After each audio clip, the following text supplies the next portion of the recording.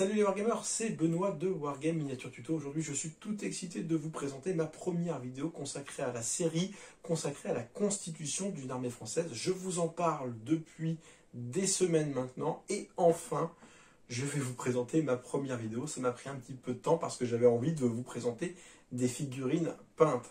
Alors, pourquoi l'armée française? Tout simplement parce que déjà, on est en France et je voulais faire l'armée nationale. Je voulais également une armée un petit peu plus complexe à jouer que celle des Américains, puisque l'armée française c'est assez restrictif, déjà en termes de période. Moi j'ai choisi de jouer le début de guerre, donc des véhicules et certains, on va dire, supports qui sont un petit peu archaïques pour l'armée française face à l'armée allemande.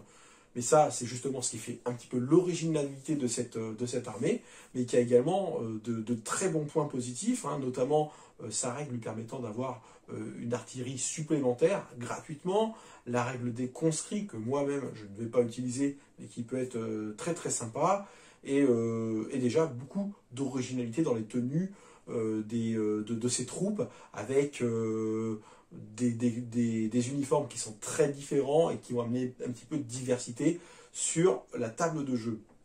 Donc moi je me suis appuyé sur une base d'armée de dragons portés.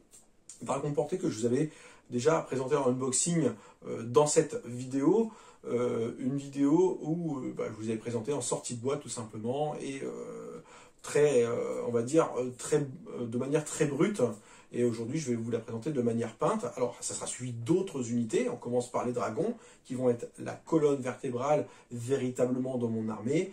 Mais il va y avoir aussi d'autres unités assez originales. Et moi, je vous invite tout de suite à activer la petite cloche sous la vidéo pour être justement au courant des sorties de mes prochaines vidéos, si c'est vraiment cela vous intéresse.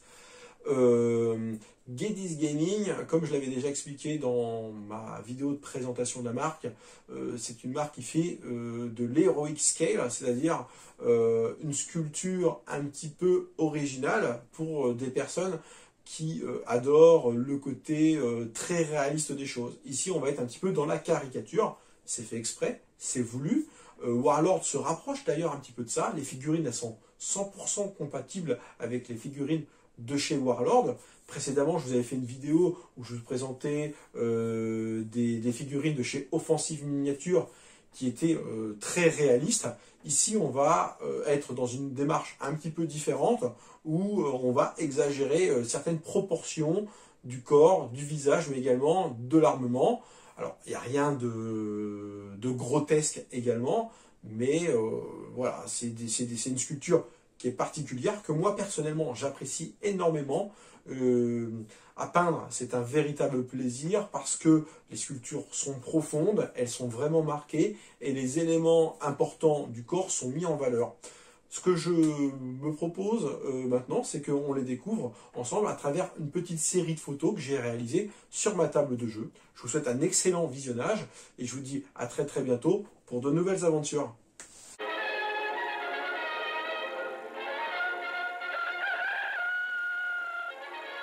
Le lieutenant était dans l'épicerie. Le juteux était huissier de la Banque de France. Le sergent était boulanger-pâtissier. Le caporal était dans l'ignorance. Et le deuxième classe était rentier. Et tout ça, ça fait d'excellents Français, d'excellents soldats qui marchent au pas. Ils n'en avaient plus l'habitude. Mais c'est comme la bicyclette, ça s'oublie pas. Et tous ces gaillards qui, pour la plupart, ont des gossions leur certificat d'études. Oui, tous ces braves gens sont partis chiquement pour faire tout comme jadis, ce que leurs pères ont fait pour leurs fils. Le colonel avait de l'albumine. Le commandant souffrait du gros colon.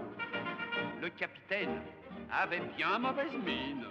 Et le lieutenant avait des ganglions. Le juteux souffrait de coliques néphrétiques. Le sergent avait le pylore atrophié. Le caporal un corps isachronique, et le deuxième classe des corps aux pieds.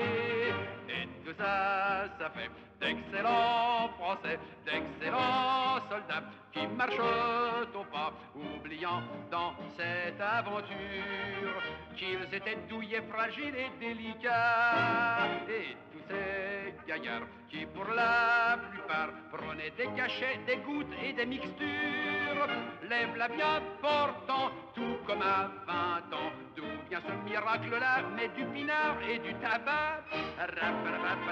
Le colonel était de l'action française. Le commandant était un modéré. Le capitaine était pour le diocèse. Et le lieutenant voulait...